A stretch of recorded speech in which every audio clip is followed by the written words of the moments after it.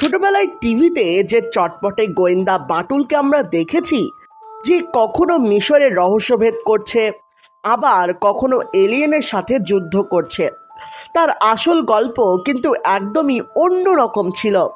হ্যাঁ, বাটুল কিন্তু কোনো টিভি শোয়ের জন্য তৈরিই হয়নি। এটি মূলত ছিল একটি বাংলা কমিক্স। আর সবচাইতে অদ্ভুত ব্যাপার, কমিক্সের বাটুল আর টিভি শোয়ের বাটুল এতটাই আলাদা যা তোমরা কল্পনাও করতে পারবে না। কিন্তু কেন এই বিশাল পরিবর্তন করা হলো, চলো সত্যিটা জেনে নেওয়া যাক। প্রথমে ফোকাস করা যাক আসল কমিক্সের বাটুলের ওপর। নারায়ণ দেবনাথের একজন পরিচিত বন্ধু ছিলেন, যিনি ছিলেন এক বিশাল চেহারার বডি বিল্ডার।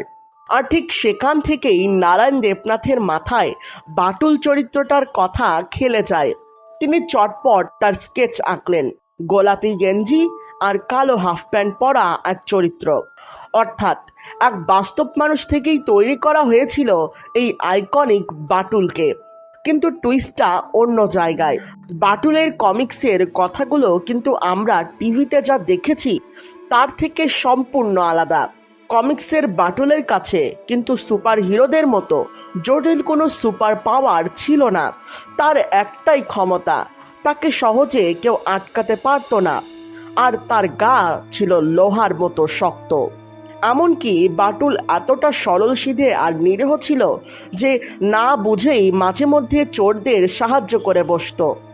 অবশ্য ভুল বুঝতে পেরে একটু পরেই সে চোরকে এক হাতে শূন্যে আছাড় মারত। আমি যা বললাম তা তো কমিক্সের মহাসমুদ্রের স্রেফ এক ফোঁটা ছিল। তোমরা যদি কমিক্সের পাতা উল্টাও তবে বুঝতে পারবে টিভি শোয়ের আর অরিজিনাল কমিক্সের তফাৎটা ঠিক কতখানি আকাশ পাতাল। আর সুখবর হলো, ইন্টারনেটে বাটুলের ফ্রি পিডিএফ কিন্তু খুব সহজেই পাওয়া যায়। সহজ কথায়, কমিক্সের বাটুল নিজেই অজান্তে ঝামেলা পাকাতো, আবার নিজেই সহজ সরল উপায়ে তা সমাধান করত। দৈনন্দিন জীবনে ছোট ঘটনা আর নিখাত হাস্যরসে ভরা ছিল তার প্রতিটি পাতা। তাহলে প্রশ্ন ওঠে, জি বাংলার যখন বাটুলকে অ্যানিমেশনে আনা হলো তখন কেন তার অরিজিনাল চরিত্রটাই এভাবে বদলে ফেলা হলো? প্রথম বড় ধাক্কাটা ছিল সময়ের। কমিক্সের মাত্র 3 পৃষ্ঠার একটা ছোট্ট গল্পকে টেনে 20 মিনিটের টিভি পর্ব বানানো কোনোভাবেই সম্ভব ছিল না। আর কমিক্সের সেই সাধারণ শান্ত গল্প পড়ার সময় জমলেও স্ক্রিনে দর্শকদের আটকে রাখার জন্য তা যথেষ্ট ছিল না। তাই মেকাররা এক বিশাল সিদ্ধান্ত নিলেন। নারায়ণ দেবনাথ, যাকে বানিয়েছিলেন এক অতি শক্তিশালী কিন্তু ভীষণ সরল এক মানুষ হিসেবে, অ্যানিমেশন টিমে এসে বাটুল রাতারাতি বদলে গেল এক হাইটেক ডিটেকটিভ আর অ্যাকশন হিরোতে।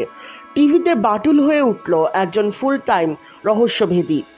দারোগা বাবু এসে খবর দিল ভিন গ্রহের এলিয়েনরা হামলা চালিয়েছে। আর অমনি বাটুল এক নিমিষে নিজের চেহারাকে দৈত্যের মতো বিশাল বানিয়ে সোজা মহাজাগতিক লড়াইয়ে ঝাঁপিয়ে পড়ল। এখানে বাটুলকে আমরা হাই ভোল্টেজ অ্যাকশন স্কিনে দেখতে পাই, যেখানে স্পষ্ট করে দেওয়া হয়েছে তার কাছে অসম্ভব সব সুপার পাওয়ার আছে। সুতরাং এইভাবেই জন্ম নিল আমাদের সবার পরিচিত টিভি অ্যাকশন বাটুল। তবে বাটুলের অরিজিনাল ফ্লেভার ও আসল মজা পেতে হলে তোমাকে কিন্তু কমিক্সের পাতায় ফিরে যেতে হবে। কমিক্সের বাটুল বনাম অ্যানিমেশনের বাটুল, এই রূপান্তরের গল্পটা নিশ্চয়ই তোমাদের অবাক করেছে। নারায়ণ দেবনাথ আমাদের শৈশব ভরিয়ে দিয়েছিলেন নন্টে ফন্টে, হাঁদাভোঁদা আর ডানপিটে খাদুর মতো একের পর এক কালজয়ী চরিত্রে। আমাদের সবার প্রিয় মোটু পাতলুর পেছনে লুকিয়ে আছে এমন এক রহস্য যা হয়তো 90% দর্শকই জানে না। সেই রহস্যের উত্তর পেতে স্ক্রিনে আসা মাঝখানের ভিডিওটিতে এখনই ক্লিক করো। দেখা হচ্ছে পরের ভিডিওতে।